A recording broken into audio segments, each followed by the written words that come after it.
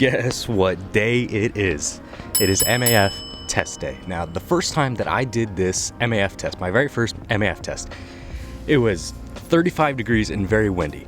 Today is almost the complete opposite. It is around 80 degrees, no wind, and sunny, not really a cloud in the sky. So it's about 6:30 in the morning. I tried to do this in the best conditions possible, just because the hotter it gets, the higher your heart rate can be when you're running. A few things to consider is that the last times I did this MAF test, I think I treated it more as a race rather than an actual honest assessment. And so I pushed my pace faster than I should have, and so my heart rate did go above my MAF heart rate.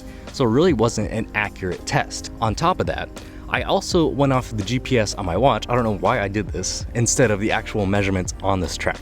So today, my goals is that if I can get the same paces as that first test with 40, 50 degrees cooler, then I think that's gonna be a win. You know, in this hotter temperatures, if I can keep that same pace, that still means I've made progress. Last thing I'm going to do is keep my heart rate down and not look at my watch when the miles go off, so that way I mentally I won't have to worry about the pace at all during each of these laps, each of these miles, and I won't be kind of incentivized to run faster, to run slower, or whatever. I'm just gonna look at my heart rate, keep it down, go run 5 miles, see what happens.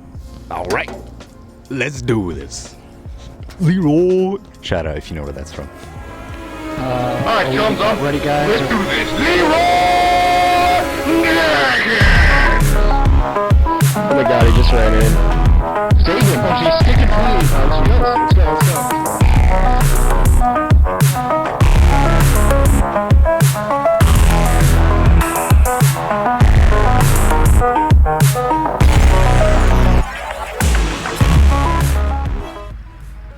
Alrighty, MAF test done. It wasn't hard, it shouldn't feel hard, it was just so not enjoyable today with being so hot out. There's a lot of stressors, as Maffetone would call it. I'll show you some B-roll. There's construction over there, it's hot, it's humid. I'll talk about that, I'll break that down later, but with the results today, first mile, I only looked at my watch just to make sure I hit the lap button right, and I peeked and I saw 8:46 for the first mile, I think, that's a win in my book for today. But all things considered, with it being relatively subpar conditions, I think I made the best of a worse scenario, the best of a worst case scenario. There we go, I did good.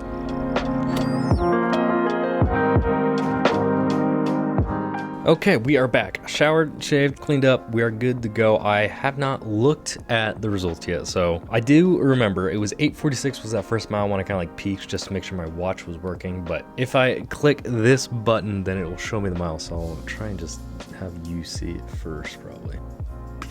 Whatever that says, I can't even read it right now. But that is, see some 9s in there, I think. So it was 8:46, 9:28, 9:48, 9:52. 10:02 was the last one.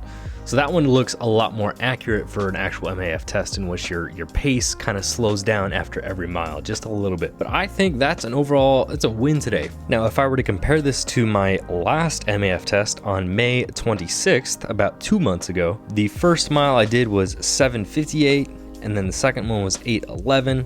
And again, these tests are when I was just going off the GPS, and I really wasn't having the best test practices. I treated it more like a race, trying to go as fast as possible.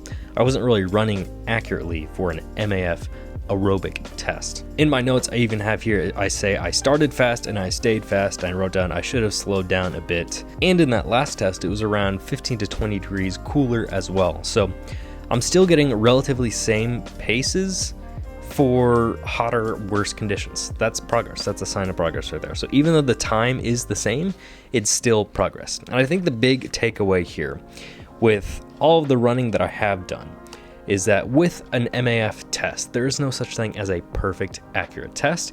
The only thing that you need to ask yourself then is, has anything changed since the last one? So some of the last things I'll say is these stressors that Maffetone talks about that can kind of change our heart rate. It could be as simple as running past someone else on a track. Sometimes that can elevate your heart rate. It makes you a little bit more anxious. There was a construction crew, and so that, even just the pollutants from the construction, the extra gas and dirt and whatever being thrown up into the air, that could have affected my breathing. Just having them there could have added stress levels to it. Your heart rate can change due to a lot of other mental factors as well as your physical environment. So ultimately, there's a lot of things that can change your result, and it can change your heart rate, which will then change your pace. So if we are simply measuring on pace, and if it is getting faster, then we kind of miss out the context of how progress happens. For me, even though the pace hasn't necessarily gotten faster, or if anything, it's a little bit slower, my testing practices have improved, and the pace itself hasn't drastically lowered too much more beyond what would indicate maybe injuries, improper MAF training, or anything else like that. So I think I've done everything right. I think it is in the peak summer heat, unfavorable conditions. I'm still doing everything well, and I think come this fall, I'll really see all of this progress, all of this aerobic training come into play, and I'll have a lot more progress there. I think all things considered, with my MAF training, all I've been doing for tracking is literally I'll just write down the day that I did the run, how many miles it was, the shoe I did the run with, and then maybe any extra notes as well as my pace. I think I'll talk about tracking your runs with the physical journal in another video, but the main thing for me is I don't need to do it, but I think having a physical journal just makes me a lot more proud of myself, because it's so much easier to look through an entire physical journal and be like, look at all this running I've done. When you're just tracking it on your phone, you can't always see all of the runs filling up an entire page when you're just looking on Strava. I think it's just a lot more satisfying to do that in a physical journal, which therefore makes it feel more rewarding to add another run into my journal. And I think a year, 2, 3 years, 5 years from now, looking back through this is going to be a really cool feeling as well to see like, oh, that's where I was when I was just kind of getting started and doing MAF training. So if you're interested in that, I'll make a video specifically for that to come.